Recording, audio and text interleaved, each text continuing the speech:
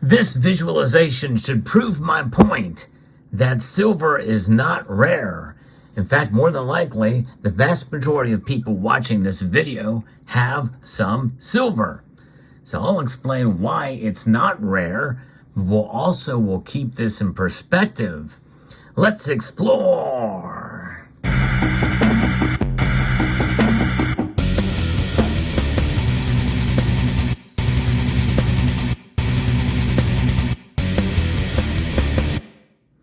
Instead of exploring, I probably should have said, hear me out on this, because rarity is a relative term. Yes, indeed. That is the point that I want to make in this video, because a lot of people say, well, silver is rare. But in reality, it is rare compared to other things, and it's also not rare compared to other things. And those other things could be anything from a unique digital footprint to molecules or atoms, like, for instance, grains of sand. Grains of sand are very, very common. Of course, if you live in Kansas, you're probably hard-pressed to find some, although you more than likely probably could relatively easily there too, and you can always order it from eBay. Well, you can go to your home improvement place or your gardening center and get you some sand pretty easily. So even in Kansas, sand is not hard to come by. And in reality, silver is not hard to come by either. However, you will have to pay a little bit for it. Nonetheless, I'm going to be referencing in part a piece here that talks about the scarcity of silver here. And this is a piece that was authored here on Shift Gold. And it kind of talks about the myths about silver is not rare and the sold silver to gold ratio as well. And when we take a look at the silver to gold ratio, we tend to think about that that the ratio is out of whack compared to the amount of gold that is in the ground. So we'll start there. And this piece does not make a comparison to gold, and I think that's where this article kind of falls short. So let's first talk about the rarity of gold, rarity of silver compared to gold, because that's really the first metric, and this is the idea that silver is not rare. So if you take a look at some statistics, back in 2019, there was only 3,300 tons of gold that was mined worldwide that year, and compared to 27,000 tons of silver. And 2019 is a good metric because that's the last really normal year that we've had, although we're trying to get back to normal now, but that's where that is. If you take a look at where gold and silver is in the Earth's crust, geologists believe that silver is around 19 times more abundant than gold in the Earth's crust. But modern mining output of silver worldwide is about 8 times greater than that of gold. In fact, it's somewhere between 7 and 9. That's mining output, which means that when you take into account there, it looks like that silver is not quite as common as one would think based off of mining output. Just because something is a little bit more abundant in the Earth's crust does not mean it's going to be easy to get it out of the Earth's crust at that rate. Plus, you have to think about how much silver is mined as a byproduct of other metals. And a lot of it depends on economic data or output that we're seeing here. So that is something that must be factored in to gather the rarity or lack thereof of a particular metal, in this case, silver. But for all intents and purposes, compared to gold, silver is very common. But that is the perspective I want to give you there for the beginning of this. But how is it compared to other metals out there? Well, if silver is not rare, somebody could say, but what should we make of these assertions? Well, about silver being rare, it really is when you look at it and relatively to other things. It's abundant compared to gold, but it's extremely rare compared to copper. About 1.5 million tons of silver have been mined in history, compared to 700 million tons of copper. Let that sink in. So compared to copper, silver is definitely a rare metal. There's no question about that. And it's reflected in part on the price. And we see, that there's not really a whole lot of supply deficits of copper. You don't hear about that too often, although it does happen. but that's usually in terms of the supply chain disruptions and fabricating the metal. And to a lesser extent, we see that for silver too. You talk about a silver shortage, a silver squeeze. It's really not that there's a shortage of the metal, it's a shortage of the products, like the finished products, like what you see here. And mostly that's in relation to industry. Fabricated silver conductors and connections and other different factors with use in technology in the biomedical field and mostly industry. So 3 billion tons of iron have been mined compared to copper. So copper is rare compared to it. 700 million tons of copper have been mined in history. 3 billion tons of iron have been mined. That makes silver very, very rare compared to iron.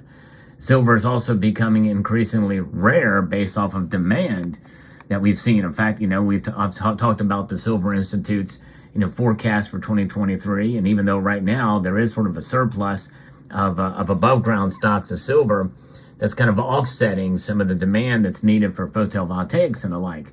There's been a market deficit over the past 2 years, and it is expected to increase in the following years, save for a massive recession, which is going to, make for lackluster demand in some of these products because people can't afford them. But one study estimates the solar energy sector alone will require over 20% of the current annual supply by 2027 at our current pace. That's given our current pace, and if we don't fall into a massive recession. And by 2050, solar panel production will approximate about 85 to 98% of the global silver reserves that are out there.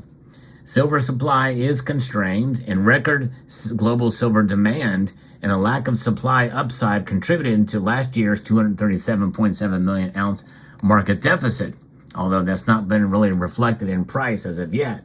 It is the second consecutive annual deficit in a row, and the Silver Institute has called it possibly the most significant deficit on record, notwithstanding what we're seeing now with sort of a glut of a silver product that we're seeing here. Overall, you move these things around and get the markets to kind of react normally, then we might see that that deficit come back and hit us again. The combined shortfall of the previous 2 years comfortably offset the cumulative surpluses that we've seen over the past 11 years, save for the exception I just mentioned. The bottom line is that silver is rare in both absolute terms and in relation to demand for the other metal. But now, you take a look at that in comparison. It's relative, but it's absolute in terms of relation to demand right now. It's rare. But again, I somewhat disagree with that statement because if it was so rare, likely we'd be paying a lot more for it. And the fact is, you could go to any bullion dealer and they've got silver on hand. There's plenty of it out there for you to get. So I do disagree with that statement, at least right now in this current environment that we are sitting in. And so if you look at the gold to silver ratio, how is that an outmoded investment metric? And isn't? And they say that it's not. We could debate on whether the historic silver to gold ratio is overstated in the 21st century context, but it remains that silver has generally tracked with gold over time. That's why investors follow the movements of the silver to gold ratio and have for decades. And gold bull markets pull silver up with them, and silver has actually historically outperformed gold during those runs, and that's true. I believe in that, which we should look at the gold to silver ratio.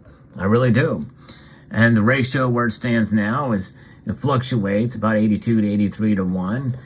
Sometimes it gets down to 80 to 1.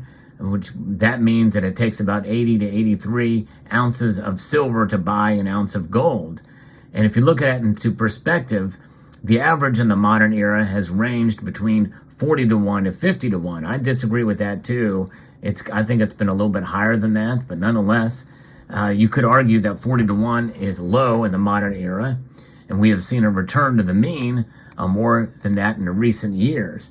And we did fall on these exceptions to 30 to 1 in 2011 and below 20 to 1 back in 1979 and 80. More recently, it dropped into the 60 to 1 neighborhood during gold's bull run in the midst of the COVID lockdowns. But also got up to as high as 126 to 1 during that massive slam that we saw back in March of 2021. Yes, indeed. Silver definitely got hit pretty hard during that time, but that was only in the paper price, not in the physical market. You could not buy silver. In fact, those ratios were much higher, or much lower, rather, during that time. It's pretty amazing to see how quickly things can change with the physical markets as compared to the paper markets, the silver to gold ratio. But it's pretty amazing indeed. When the spread gets as wide as it is currently, silver typically doesn't just outperform gold. It goes on a massive run in a short amount of time. Since January 2000, this has happened at least 4 times. So there's a little bit of a track record that could happen again. Although it seems like we're long overdue for one.